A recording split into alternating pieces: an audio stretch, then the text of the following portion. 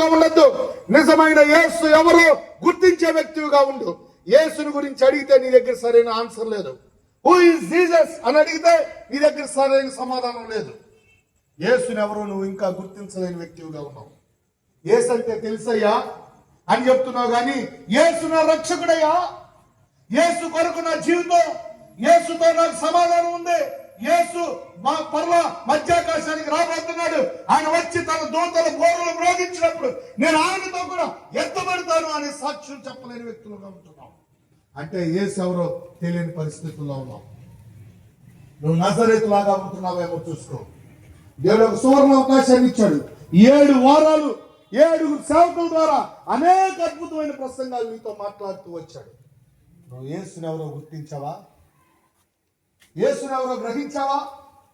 ఇంకా యేసుని ఎరగని జనాంగంగానే జీవిస్తా ఉన్నావు. అమ్మా, ఆయన దాటిపోతే ఇంకొండడు. ఆయన శిలువ మీద నుండి దిగాడు, దేవుని పరలోకంలో దేవుని కుడి పార్శ్వమున కూర్చొని ఉన్నాడు.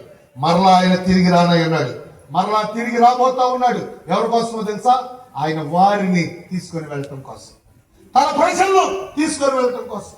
ఎవరైతే యేసును అంగీకరించి యేసు కొరకు తమ జీవితాన్ని సమర్పించి ఆయనను తమ రక్షకుడుగా ఆహ్వానించుకొని ఆయన సార్వభౌమాధికారానికి లోబడుతున్నారో ఆయన రేపు మధ్యాకాశానికి రాబోతున్నాడు.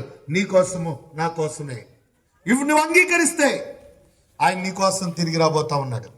యేసు తిరిగి రానై ఉన్నాడు. నువ్వు గ్రహించావా? ఒకవేళ నువ్వు అంగీకరించకపోతే నువ్వు ఎత్తబడే గుంపులో నువ్వు ఉండవు. నువ్వు కేవలం నువ్వు అనుకుంటున్నావు మా నాన్న క్రైస్తవుడు, మా తాత క్రైస్తవుడు, అబ్బే అహలు పరలోకి వెళ్ళి ఉంటాడు, నువ్వు వెళ్ళవు. ఎందుకంటే యేసు ఎవరో నీకు తెలియదు కాబట్టి.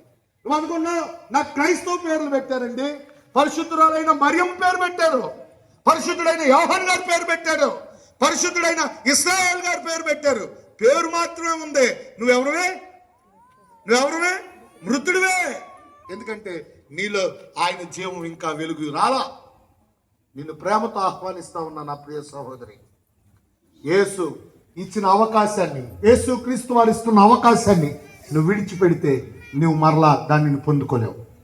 నజరేత్ అనే గ్రామము పొందుకోలేనిదై ఉంది. నజరేత్ అనే గ్రామానికి యేసు ప్రభువు ఒక అవకాశాన్ని ఇచ్చాడు. కానీ ఆ అవకాశాన్ని